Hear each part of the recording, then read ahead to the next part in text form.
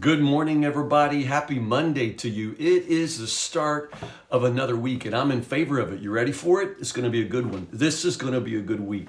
We're going to make it a good week. God is blessing us with another good day and another chance to get back in His Word together. My name is Tim Harris. I'm pastor at Woodburn Baptist Church. It's 10 o'clock. We call this 10 with Tim. Most of you know what I'm saying. We do this every day, Monday through Friday, for about 10 minutes. We go verse by verse through the Word of God.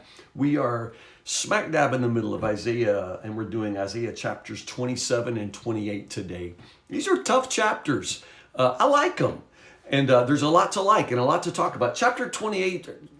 When I put two chapters together, I wasn't thinking about chapter 28 being as dense as it is. So let's jump right into it. Chapter 27 starts with kind of a one verse wonder.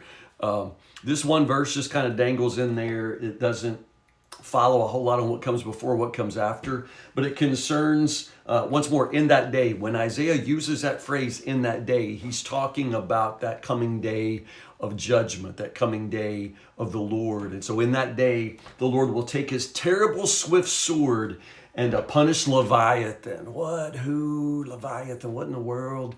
We don't know. Leviathan appears a couple of times in the Old Testament.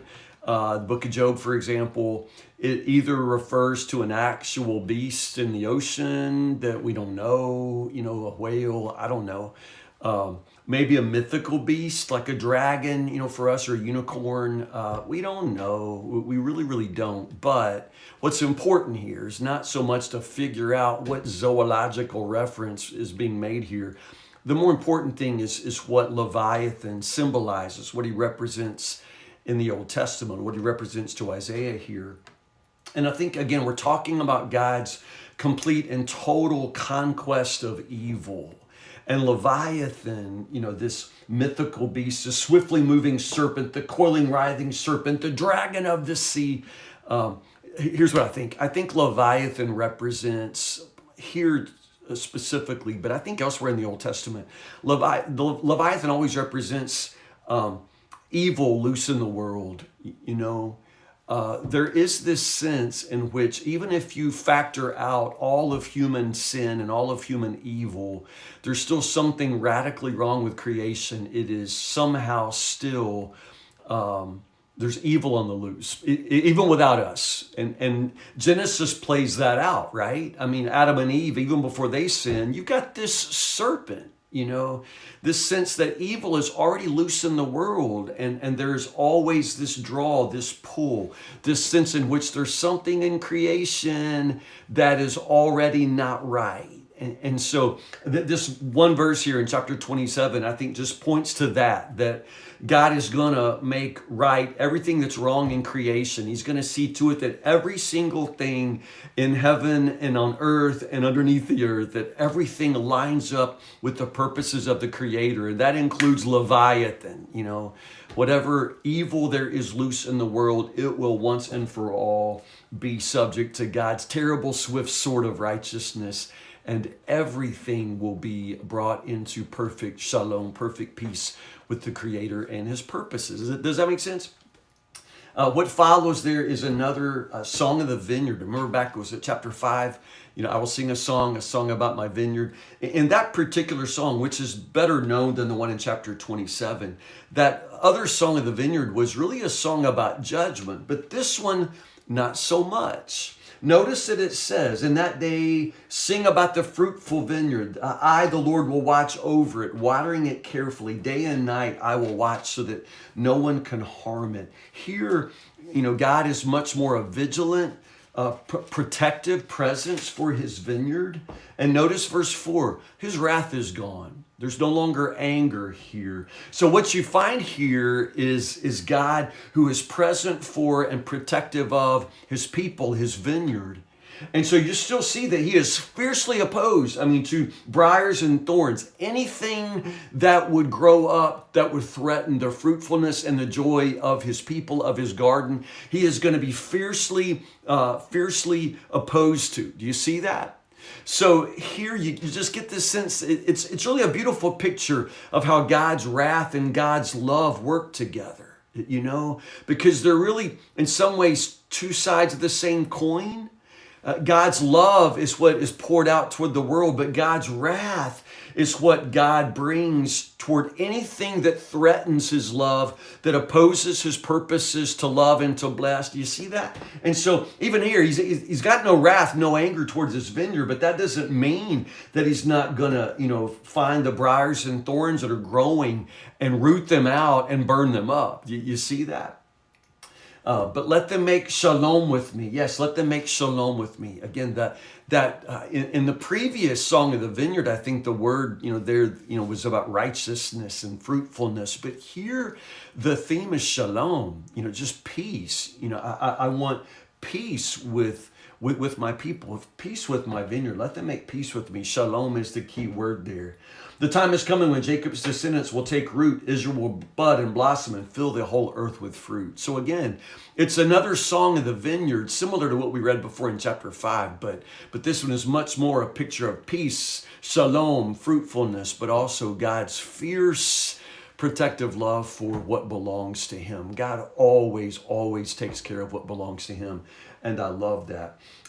This next part, chapter 27, verses 7 to 11, honestly, I don't think anybody really knows exactly what we're talking about here. There is this city that's destroyed, but it doesn't really name the city. And so it's hard to know whether we're really talking about, Samaria again or somehow, Israel. We don't know. Jerusalem, we just don't know. But here it is. The point here is the contrast between the way God deals with the enemies of God's people and the way he deals with his own people.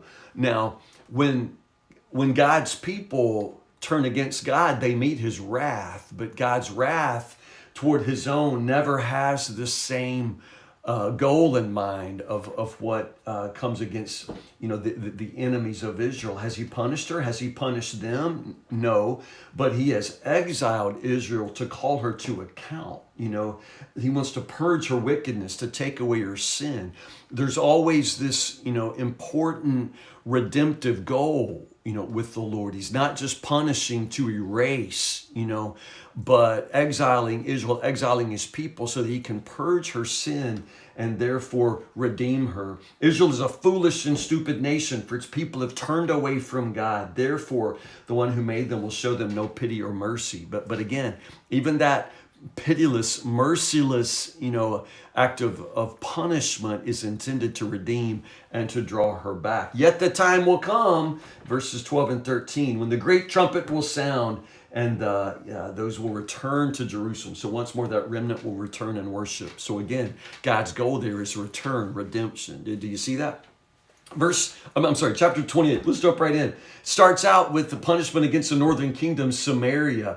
I've kind of marked all up, that opening section there because of the way those phrases in the New Living Translation, the glorious crown of the drunks of Israel, that just keeps being repeated. It sits at the head of a fertile valley, but its glorious beauty will fade like a flower. I've just sort of tried to, parse out the poetry there.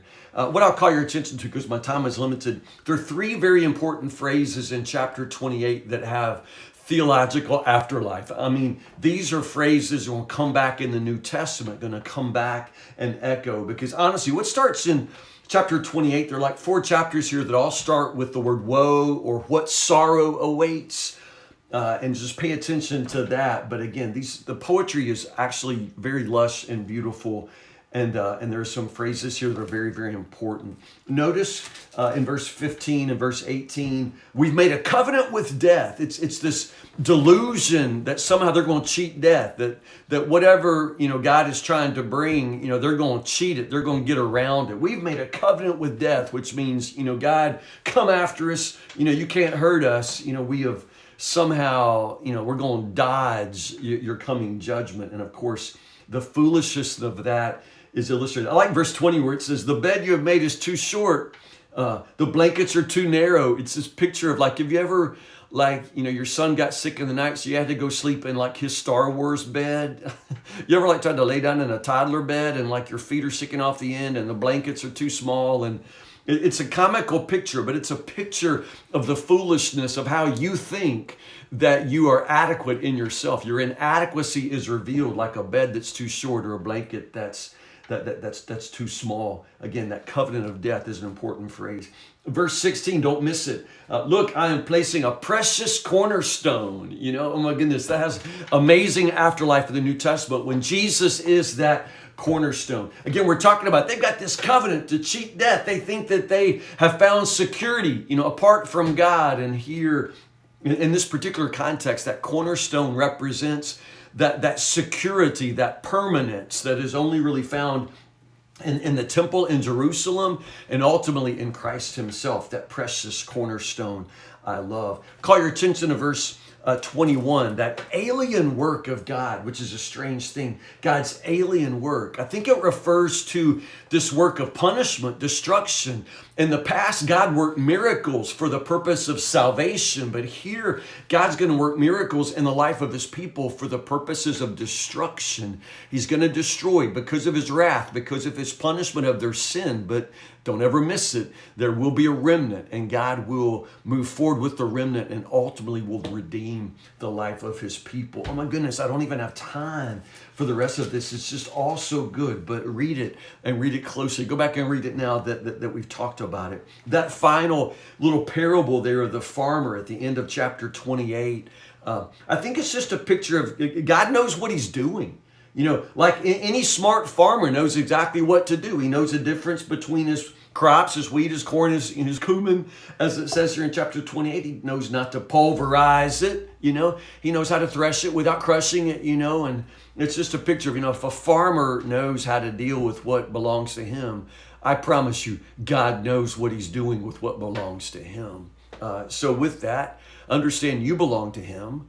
And while the present circumstance of your life may be difficult, trust him. He knows exactly what he's doing. He will always take care of what belongs to him, and you belong to him. So trust him today. Trust his hand. He is always ultimately going to redeem your life and do you good. So trust him no matter what you have to go through today. I love you guys so much. I'll see you in the morning. Lord willing, 10 o'clock for 10 with Tim. We'll just do chapter 29. I'll slow down a bit. Chapter 29, verses 1 to 24 for tomorrow. All right? So I'll see you in the morning, Lord willing, 10 o'clock for 10 with Tim. I love you guys so much. It's Monday. Y'all know it's my day off. If you do Myers later, I'll probably see you there. And I love you so much. Stay in the Word, and I'll see you in the morning. All right? Have a great Monday.